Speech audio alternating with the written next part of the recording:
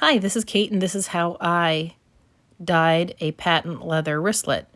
So it came to me with lots of spots and marks on it, and I knew that I was going to have to dye it some sort of red.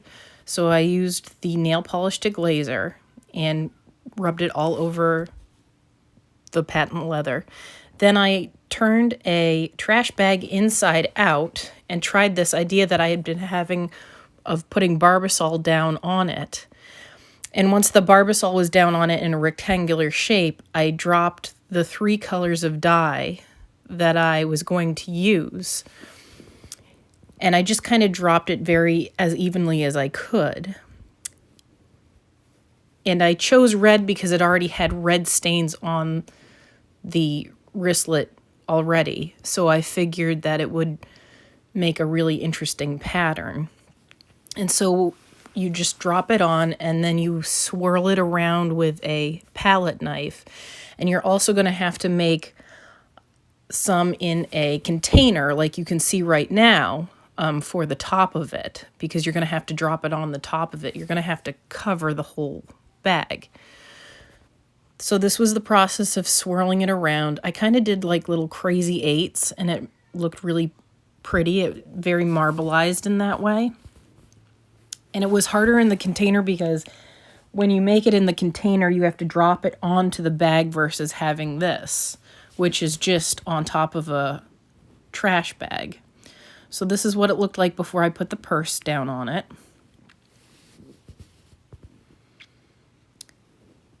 And it just smells really nice, by the way. So then you put the purse down on it, and you really have to cover the sides, because if you don't get every little part of the patent leather, then it's not going to look right. So you really have to cover all the parts that you want to look similar. And so I also put vinyl tape over the Dooney and Bourke emblem because I didn't know how the dye was going to affect the metal.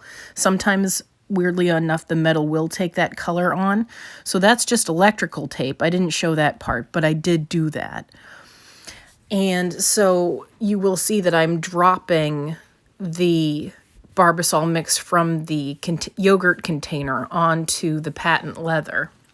And that part is hard too because it kind of looks different from what you've got down on the trash bag. So you just want to try to swirl and make it look as uniform as possible.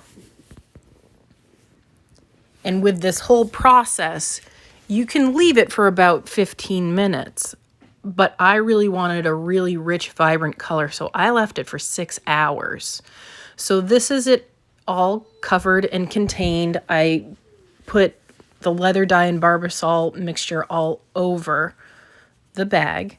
So when you're ready to take the mixture off of the bag, I highly recommend using a palette knife and scraping as much onto the trash bag as possible. And I did this. I put the wallet to the side, and then I turned the bag inside out, and it contained all of this dye and mixture so that it wouldn't get all over the place.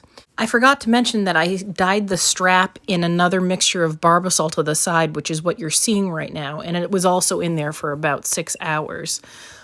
I also wiped as much Barbasol back off into that container with my fingers, and after the Barbasol is off, I just wiped everything down with paper towels.